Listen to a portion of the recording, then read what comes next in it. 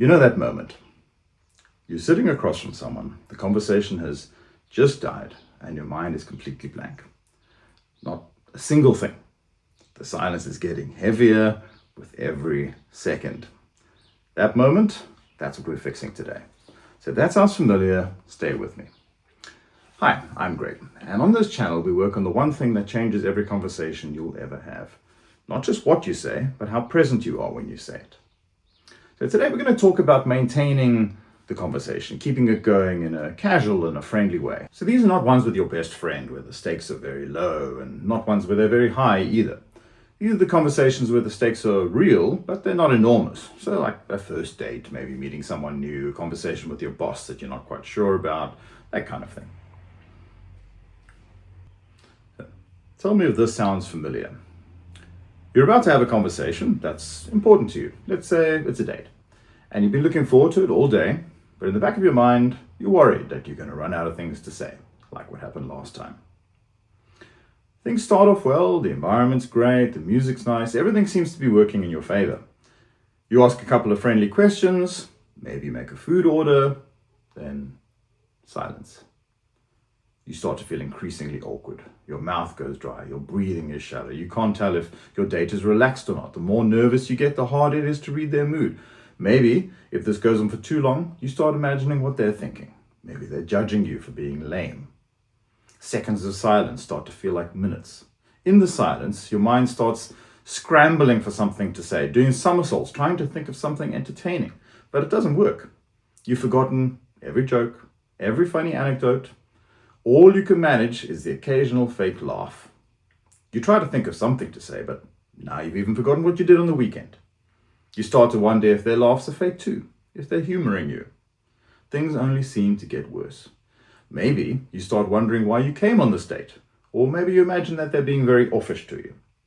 Or if it's a meeting with your boss, you're convinced that they're going to fire you soon. At some point, you find yourself commenting on the weather. The weather. You hate yourself a little for it, but here you are. I know, I've been there. More times than I'd like to admit, and in more situations than just dates. Teaching in front of a class in a country where I didn't fully understand the culture yet. A meeting where I could tell that the room had changed in a way that I couldn't quite read. The specifics were different each time, but the feeling was the same. Here's the thing you haven't realized. It has nothing to do with you being more entertaining. You are not just naturally boring or uninteresting or bad at conversation. Though on this channel we will work on ways to improve those things too. And no, you don't need to change your personality or become an extrovert to succeed at this. The problem is that you're trying to perform a conversation rather than have one. And you can't do those two things at the same time. You can't be paying attention and being in the moment with the other person while also trying your best to be Mr. or Mrs. Personality. And the good news is that you really don't need to be. Here's what performing a conversation looks like from the inside. You're half listening to what they said and half constructing your response. You're monitoring your own facial expression. You're wondering if your laugh sounded natural. You're doing all of this while trying to seem relaxed. And that's 3 or 4 mental tasks running simultaneously. Something's got to give. And what gives is genuine listening. Whereas having a conversation looks like something like this. They say something, you actually hear it. You respond to what you actually heard. That's it. That's the whole thing. If you do writing or art or any kind of creative work, you will know that you can't be both creative and critical at the same time. When you're creating, you need to be in the moment and turn the critic off. There'll be plenty of time for that later. They can't be speaking to you at the same time. And that's how I want you to think about your conversations, as creative activities. Experiences you enjoy having, not moments that you dread having to endure. And here's the thing about conversations. That critic in your head is not just unhelpful, it's actively producing the outcome you're most trying to avoid. The more you monitor yourself, the less present you are. The less present you are, the more the other person feels it. The more they feel it, the more the conversation is going to suffer. And it's a feedback loop that only goes in one direction. And it all starts with that voice in your head telling you to be more interesting. In fact, here's another analogy that perhaps you haven't heard before. Think of your favorite actor or actress. Think back to a role that you've seen them in that really blew you away. Then think of a particular scene from that movie. Here's one for example. Maybe it's a scene from a movie like The Shawshank Redemption, and Morgan Freeman and Tim Robbins are sitting in the prison yard and they're having a conversation about life and hope. You've come to really care about their characters, Andy and Red, and what happens to them. And you're really hoping that they can survive, and it's a very difficult situation. For the moment, you're so caught up with the story and their performances that you actually forget that they're actors, right? Or think of a stand-up comedian that you love, not one who seems to be performing jokes at you, but one who seems to be genuinely having a conversation with the room. The ones who make it look effortless are the ones who are the most present. The ones who seem to be reciting are the ones who've left the room, even though they're still standing in it. Now, you might be thinking, okay, that's very nice, Greg, but what does this have to do with me and my conversations? I mean, how does this help me? These guys are just pretending, they're just following a script, right? It's not real life. Well, yes, they have a script. They know exactly what's coming. They've rehearsed those lines dozens of times. And yet, the reason the scene still moves you is that in that moment of filming, that script is so internalized that it has become invisible. What you see is pure reaction. You see, great actors are great reactors. They're in the moment reacting to each other. They're not thinking about their lines. They're not thinking about how they can be more interesting. If they were, you wouldn't find them convincing or believable. Instead, you would find them kind of wooden. But perhaps you wouldn't really know why. And that's one of the secrets of great acting. The fact is, you care about what happens to those characters because of the work that they put into making their character present in that moment. Now, of course, it's on film and on stage, so yes, they're performing for your entertainment. But if they're thinking about their performing, or if they're thinking and trying to remember their lines, or they're worried about trying to look good enough on camera, they will usually fail to make you care about them. Now, here's the interesting parallel. In conversation, you have more script than you think. You know how conversations generally go. You know the rhythms, the beats, the natural places where a question would be. You have years of conversational experience that your conscious mind is ignoring because it's too busy trying to be interesting. The script is already there. The only thing in your way is that part of you watching yourself perform it. It's all about presence. In conversation, there's a big difference between conversational presence and conversational performance. I'll say that again. There's a big difference between conversational presence and conversational performance. And by the way, this is not just conversational theory.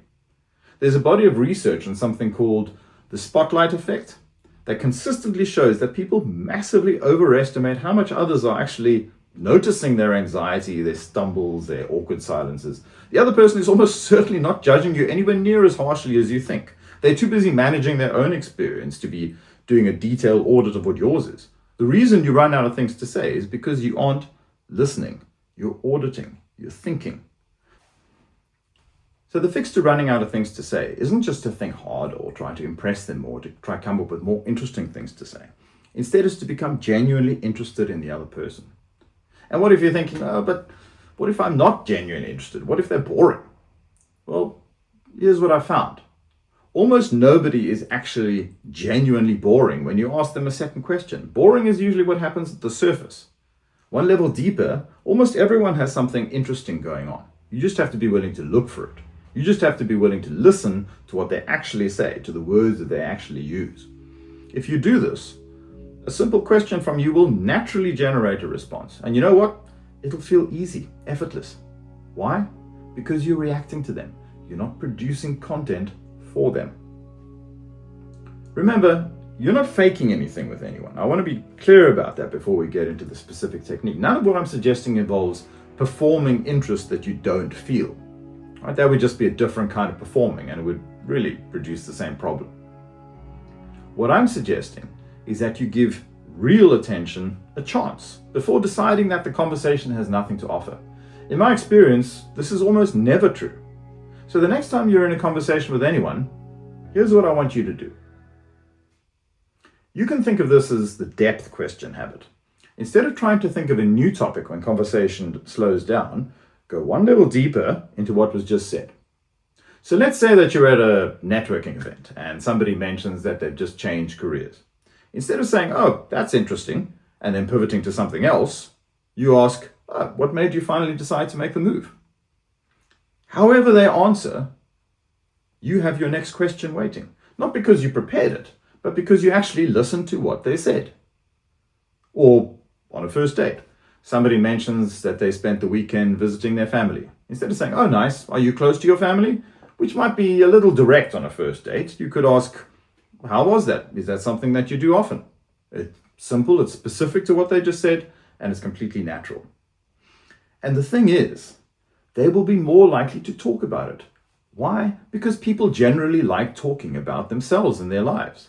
And once you've asked more than a polite single question, you will have sent them the signal that you're genuinely interested in them.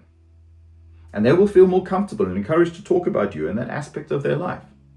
This single habit changes the shape of your conversations. It eliminates the problem of running out of things to say in conversations, as there's almost always a deeper level to explore before moving on. Of course, don't go right down to really personal stuff and expect revelations immediately. That wouldn't be listening to them either. So the next time that you feel the conversation running dry, and by the way, everyone does, notice where your attention is. Are you in it? Are you somewhere else? Are you watching yourself? That'll tell you what you need to do. One thing to watch for. Depth questions work because they follow the thread of what the other person actually said. They stop working when they become a new interrogation, when you fire 3 questions in a row without giving the person time to actually go deep on any one of them. One depth question, then listen fully. Then one more. The pace matters as much as the question does. Think back to those actors in the prison yard. The reason that their conversation felt real is that each line was a genuine response to the line before it. It's the depth question in action. It's not a technique that you're applying to conversation. It's a way of being in a conversation. So the next time that you feel silence coming, and you will, because everyone does, notice where your attention actually is. Are you in the conversation, or are you watching yourself in it? That one question will tell you everything that you need to do next. So if this landed for you, and I hope it did, the most useful thing you can do right now is to actually try it before your next conversation. Not think about it, try it. The difference between knowing this and feeling it in a real conversation is the only thing that matters. I've put together a free cheat sheet that gives you exactly what to say in 7 different situations: networking, first dates, job interviews, those moments when social anxiety kicks in, so that you always have a starting point, even when your mind goes blank. It's free, it's phone friendly, and the link is in the description below.